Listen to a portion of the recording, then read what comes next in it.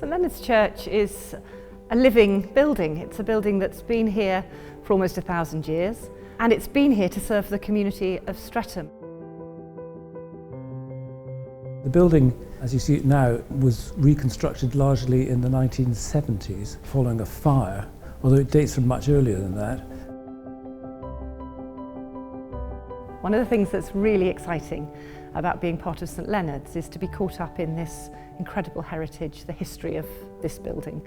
I'm the 59th rector of Streatham, the second female rector of Streatham, and it's special to feel part of something that has gone back for centuries here, a place to worship God, a place to bring the community of Streatham together. I'm the DAC's inspecting architect. In that role, I inspect the building every 5 years to check that it's all safe and usable. The main part of the building dates from the 1830s.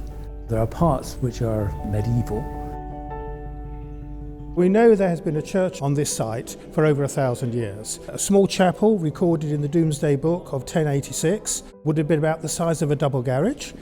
Moving forward to the mid-14th century, we know the old Saxon building was demolished and a new church was erected on the site by a chap called Sir John Ward. All that remains of that church today is the tower. Over 700 years old, and is the oldest structure on the London to Brighton road between Lambeth Palace and Croydon Palace. When the railway came and Streatham started to become suburbanised, the church became too small to accommodate the increasing population, and in 1831 it was decided to knock down the old church and to build a church the outline of which we see today. In 1831, as a part of that rebuilding, a crypt was created underneath the church, which survives through to the present day. Right, well here we are, 8 foot beneath the ground. Because the new church was going to be so big, it would need massive foundations. And so the suggestion was made, well, why not create a crypt? And then you could sell off spaces to help raise money for the rebuilding of the church. And so that is what they did. And that is why we have a crypt today.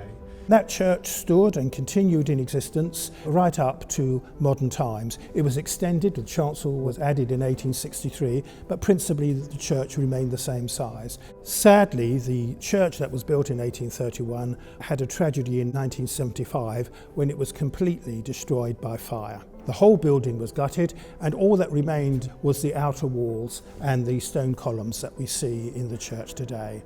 The roof went. All the monuments that were fixed onto the wall fell down and were smashed. Gone is the darkness of the Victorian church, mainly caused by the dark wooden pews and the heavy stained glass windows, into the bright white open space. It gives you the feeling that you're almost in a cathedral-like church, which is rather unusual for a suburban parish church that you see today. I'm the Archdeacon and I look after around 60 churches in the boroughs of Lambeth and Merton. One of my roles is to look after the fabric of the buildings, to make sure that we care for them and make sure that they're usable for mission today. We carried out the work in the order of urgency, really. The first project was the roofs on the north side. The roof was leaking and stabilising the tower. The tower was in a bad state and there was quite a lot of brickwork repairs done to the buttresses, which were about to fall off. But now we've rebuilt them so they're not going to fall off. On a building like this, you actually have to make things. There's nothing that you can order from a catalogue. It's all got to be handmade. The nicest thing actually is working with builders who are craftsmen and who take a real pride in what they do.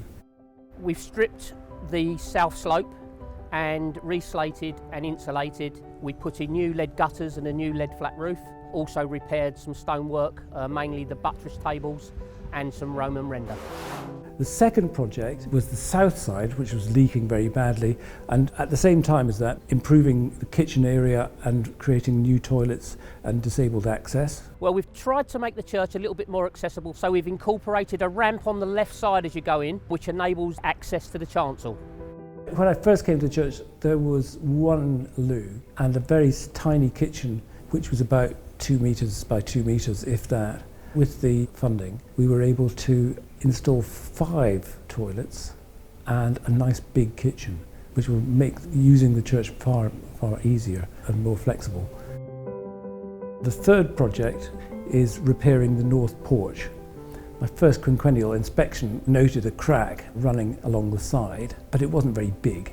But it grew and grew and grew, and we could visibly see it enlarging. So the structural engineer and I put our heads together to try and work out a way of tying the whole thing together.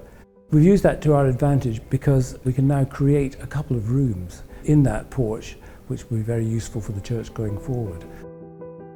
Buildings have always been places where people come, and the life of the community of Streatham has been celebrated in one way or another in this space for 1,000 years. We're here to serve the community of Streatham. We're a place of worship on Sundays. We're also a hub for the community during the week, people coming and going.